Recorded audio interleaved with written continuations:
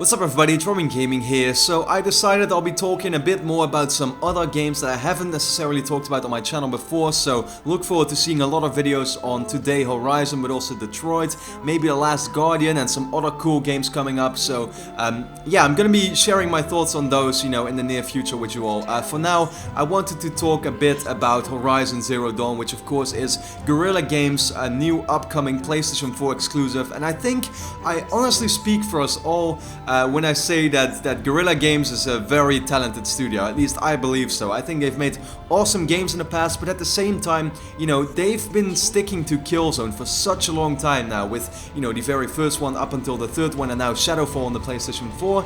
You kind of always wanted to see them do something else, and finally, after years of telling us that they had been working on a new IP, at E3 of course they unveiled Horizon Zero Dawn, and the game looked quite incredible, and I know a lot of you are looking forward to it. Let me know in the comments if you're looking forward to this game, but I definitely am, because I think this completely shows that Guerrilla Games is able to make an entirely different kind of game in a different universe that still looks incredibly awesome, right? And Horizon Zero Dawn surely looks awesome. So yeah, recently we had a demo at Paris Games Week where they showed off pretty much what they showed behind closed doors at E3, and I took some notes here, that I quickly wanted to talk about. So what we saw in that demo was that Aloy, the main character, female protagonist, was on a quest for a certain resource, and that specific resource you could only apparently find on a certain type of robot. So it does look like the game will very much consist out of certain side quests like you can expect in any sort of open world game, right? It's your typical open world formula right there.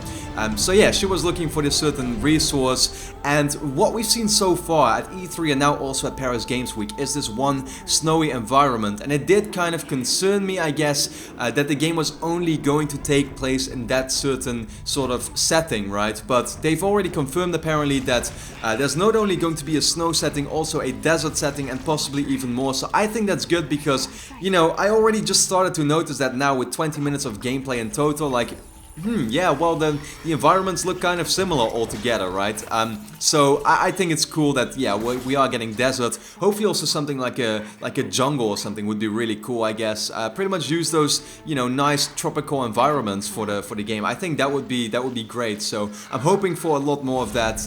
But yeah, it is cool to know that there's also gonna be desert. So I can't wait to see more of that. So yeah, I mean the game itself and its gameplay, we don't of course really know yet what it's going to be, except for it's really going to be a heavy sort of RPG-based action game where you're mainly using your bow and arrow to take down enemies. You can also kill them stealthily. I find the game very comparable, to be honest, with something like Shadow of Mordor, actually. Although, it's not hand-to-hand combat and stuff, but the stealth aspects and everything of that, and the looting part where you saw Aloy picking up certain flowers because they had, whatever things she could use. I found it all to look a lot, very similar to Shadow of Mordor or something, which I think is cool because I love that game as well.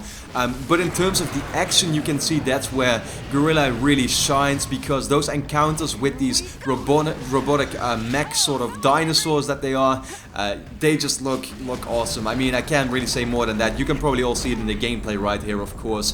The game really has some smart things where I saw her setting certain traps by shooting these ropes with a bow and arrow, or sorry, just bow, setting certain traps that the dinosaurs can really like walk into, and that way distract them and immediately kill off a bunch of them, which helps of course when there's a giant group of enemies you have to fight. So I really like that a lot, and of course they showed off this boss called the Thunderjaw, which just looks absolutely huge, and it is your typical boss fight in terms of that it has its weak spots that you gotta hit. The game also has, for example, a point system that shows you the damage you do to a certain creature, so that's all cool, but we've seen that before. But another smart thing that they used there was, for example, that you were able to shoot off a certain turret that he had on his back, and then once you do that you can pick it up and actually try to kill it with his own weapons, and that sort of stuff. Yeah, I really like that about this game. Just these smart little things they added in there.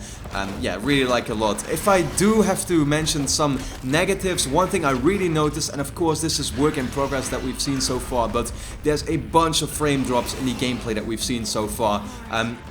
whenever there's a giant explosion happening, whenever creatures get killed off rapidly, then yeah, the frame rate is dropping massively, and everything also looks super compressed on YouTube for some reason, so I don't really know what's up with that. But those are, you know, the small little things I noticed so far that they really do need to fix soon, hopefully. But then again, the game is coming out most likely fall 2016. That's still quite a while away, so they have about a year left to fix this all, and I'm sure the frame rate is going to get a lot smoother in that time. So yeah, I have a lot of, you know, high hopes from this game. Horizon Zero Dawn looks absolutely awesome. Let me know what you thought of the gameplay shown so far, you know, in the comments, of course. And then for now, I hope you enjoyed the video. Leave a quick like if you did, it really helps me out. And then I'd like to thank you a lot for watching. Hope to see you again next time.